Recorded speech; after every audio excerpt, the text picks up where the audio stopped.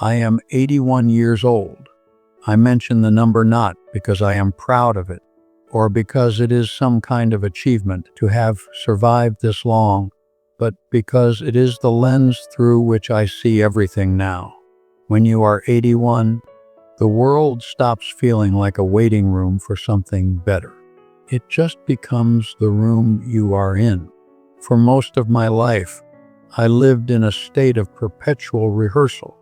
I was always preparing for the weekend, preparing for the promotion, preparing for retirement. I was always getting ready to live. I thought that if I could just get the details right, if I could just secure enough money, enough respect, enough order in my house, then the real show would begin. It never began. Or rather, it was happening the whole time, in the spaces between my preparations, and I missed it. I want to talk to you about what I have stopped caring about. This isn't a list of grievances. It isn't a declaration of independence. It is simply an inventory of heavy things I carried for decades, things I thought were precious stones, which turned out to be just rocks. I put them down recently. I had to. My hands got too tired to hold them. But I wish I had put them down when I was 40. The first thing I stopped caring about was being right. I don't mean facts or geography. I mean the deep, burning need to be vindicated in an argument. I was a man who prided himself on logic. I thought that if I could explain to my wife, or my children, or my colleagues exactly why their perspective was flawed, I was doing them a service. I thought truth was the ultimate objective of any conversation. I remember a fight I had with my wife. I can't even tell you what it was about. Maybe the car. Maybe the way she spent money. It doesn't matter. What matters is that I won. I dismantled her argument point by point. I showed her the bank statements. I used logic like a cudgel. I watched the light go out of her eyes, not because she agreed with me, but because she was exhausted by me. She retreated into silence. I sat there in the kitchen, feeling a grim satisfaction. I was right. The numbers proved it. She has been gone for 4 years now. The silence in this house is absolute. When I sit in that same kitchen, looking at the empty chair where she used to retreat, I don't feel the warmth of being right. I feel the chill of being alone. I realize too late that most arguments aren't about facts. They are about being heard. I chose to be correct rather than kind. I chose to win the point and lose the moment. If you are currently holding a grudge, or if you are preparing a mental list of evidence to prove to someone that they are wrong and you are right, let it go. You might win. You might even get them to say the words, "You're right," but the victory is hollow. The prize is distance. And when you are my age, distance is the only enemy that matters. The second thing I stopped caring about is the appearance of my life. I spent 30 years worrying about what the neighbors thought, what my boss thought, what my distant cousins thought. We bought cars we couldn't quite afford because they signaled stability. We mowed the lawn on Saturdays not because we enjoyed the grass, but because an unkempt lawn felt like a moral failing. I was terrified of being seen as someone who was struggling or someone who didn't have it together. I remember canceling a dinner party once because the house wasn't ready. We had been working late, the kids were sick, and the living room was a disaster. I was so embarrassed. I told everyone we had the flu. I lied. I denied us an evening of laughter and friendship because I was afraid of being seen in a state of disorder. Now, my house is very clean. It is clean because no one really lives here. The cushions on the sofa stay plumped. because no one sits on them. The floor is free of scuff marks because there are no children running through. I look at this pristine, orderly space, and I hate it. I stopped caring about the mess years ago, but by then, the mess was gone. I wish I had invited them over. I wish I had let them see the laundry on the table and the toys on the floor.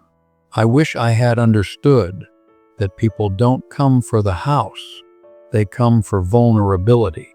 They come to see that you are just as frayed and imperfect as they are. By trying to look perfect, I made myself inaccessible. I built a wall of competence that kept people from helping me, from truly knowing me. I polished the surface of my life until it was so shiny that people just slid right off it. I stopped caring about the timeline. You know the one. The timeline that says you must be married by this age, promoted by that age, wealthy by this age, and retired by that age. I was a slave to the timeline.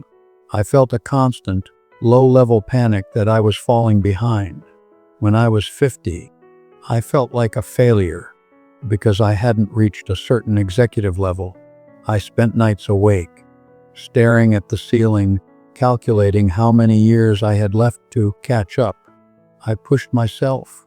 I missed school plays. I took calls during vacations.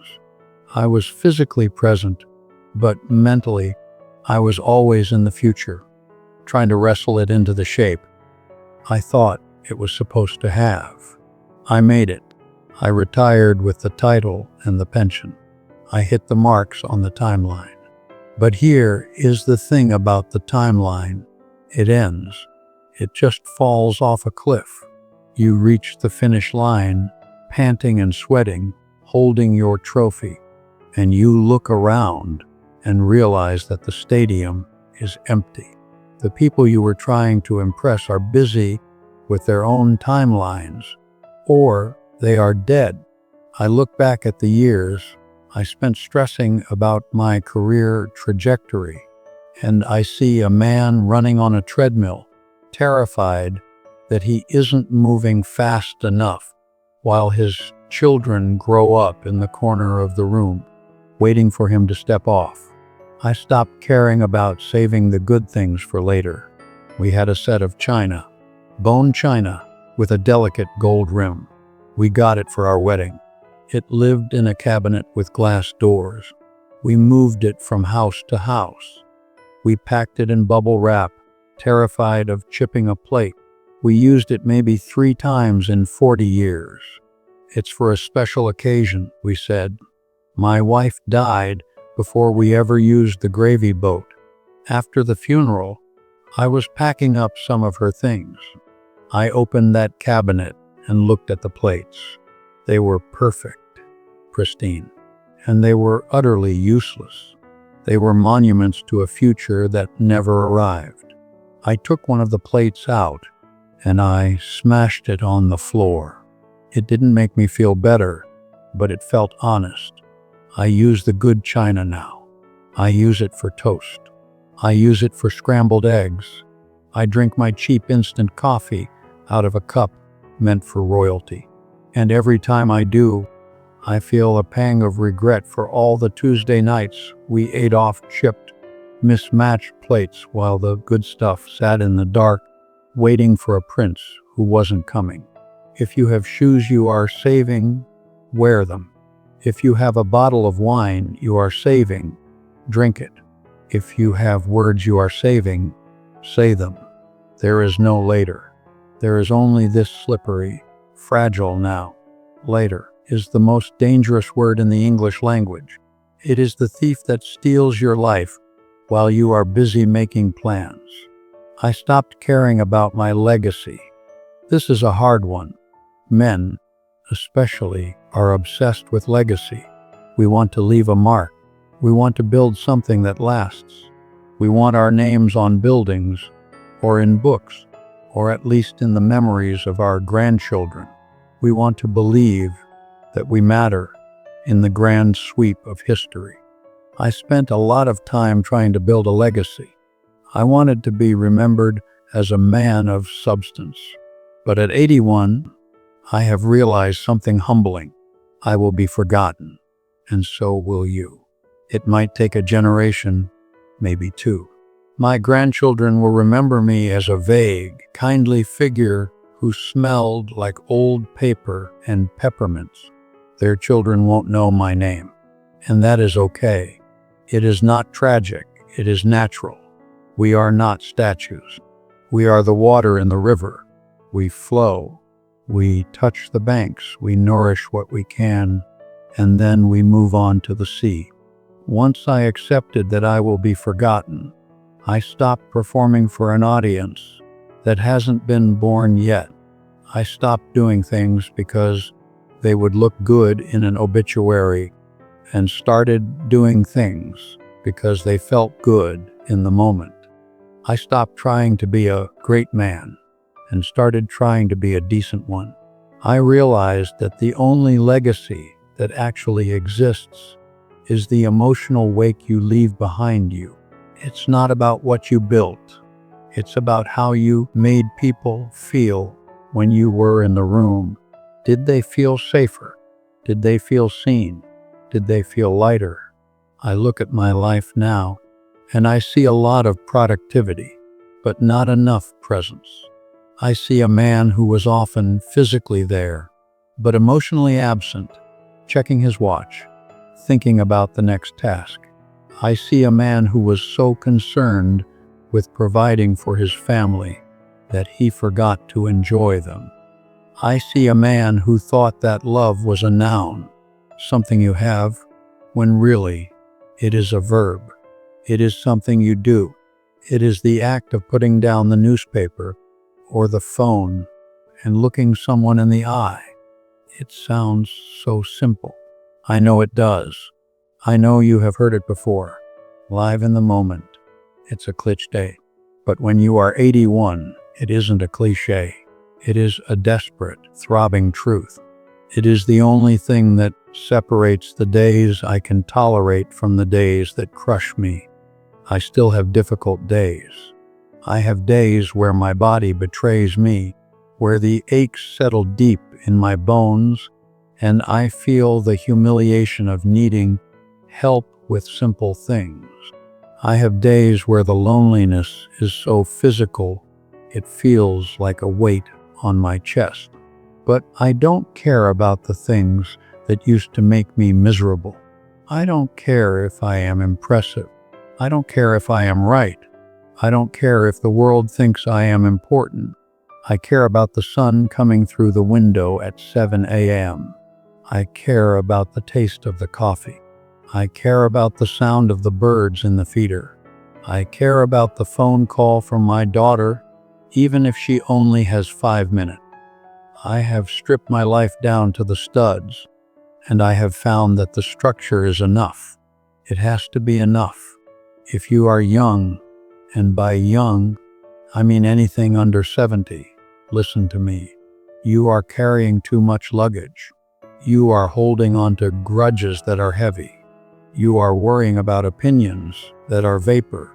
You are saving your love and your joy for a destination you might never reach.